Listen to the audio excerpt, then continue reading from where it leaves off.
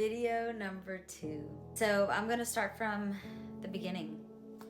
I was married, and we were married almost 5 years. And in that marriage, we had 2 beautiful daughters. When I was pregnant and we were expecting Sailor, my second daughter, we bought a house, and it was so special.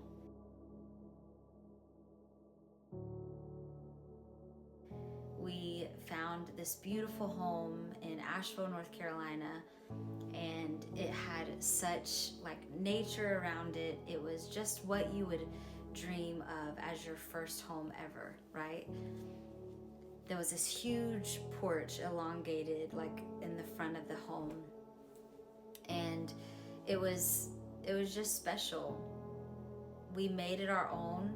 We had gone from an apartment into that house, and we built memories there. We had our second daughter there. We were really making a home and a life for ourselves at that point in marriage. In that city, that little small town, every Friday night we would go to this Mexican restaurant, and it would be our family date night, and it was just special. When I discovered that our marriage had turned for the worst, it was one day I realized we're separating. And I had to move almost at that time 5.5 hours away to go stay with my parents. Me and the girls lived in a really, really small apartment. It was an apartment that was right above my parents' home, and we shared one room. Mind you, they were 3 years old and 1 year old, and in that 1-bedroom apartment, there wasn't even a microwave. And I would often joke with my mom, God is really teaching me patience because I can't even make a meal fast. And I actually didn't even feel led to buy a microwave. I felt like it was a reminder every day. There's a reason you're learning patience. There's a reason you're going through the thick of it right now. And hone in and focus on the Lord. Don't try to find a quick fix. Let yourself heal. Because you're walking through a separation and you don't know the outcome. You could not be married, or you could get back together and restoration could take place and it could be amazing.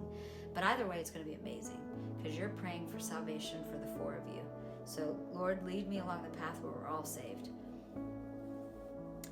In that small apartment, I started to learn and grow and realize that I could pray specific prayers. I could actually be the person that seeks God in the details, and He could answer in the details.